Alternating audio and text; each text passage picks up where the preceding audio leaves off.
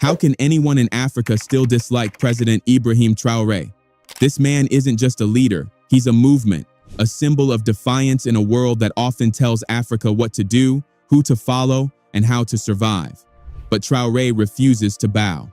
Again and again, he takes bold actions that reveal a deeper vision, one built not on foreign aid or borrowed power, but on self-reliance. His mission is clear: to build a Burkina Faso that is free, sovereign, and unshackled from foreign influence, a country that stands on its own feet. But such a transformation doesn't come through speeches. It comes through action, unconventional, even uncomfortable action. One of his most surprising decisions? He turned 8,000 volunteer defense fighters, known as VDPS, into farmers. At first glance, it sounds bizarre.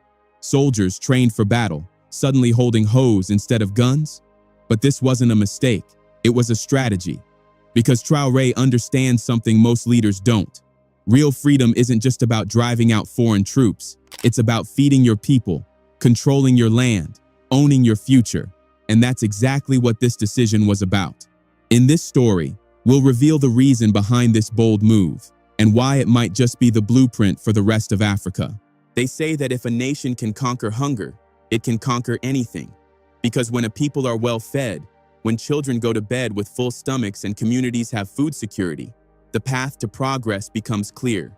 Industry, innovation, education, all of it starts with something as simple as food. And that's exactly what's holding Africa back.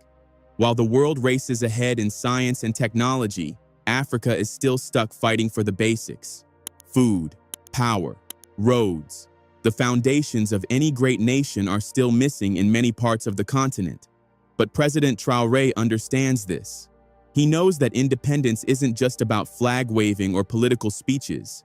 It's about putting food on every table. That's why he's made self-sufficiency his mission, a vision deeply rooted in the legacy of Burkina Faso's legendary revolutionary, Thomas Sankara, the man who once said, "A country that cannot feed itself is a slave." Traoré heard those words, and now he's putting them into action. Since taking power, he has launched a series of bold programs aimed at transforming Burkina Faso from a land of dependence into a land of strength. One of the most powerful? Turning thousands of fighters into farmers. Just days ago, the first batch of these VDP soldiers, 2,000 men and women, completed a 3-month intensive agricultural training program. They weren't just learning how to survive, they were learning how to grow, harvest, and build. This was done under a national effort called the Presidential Program for Agricultural Production and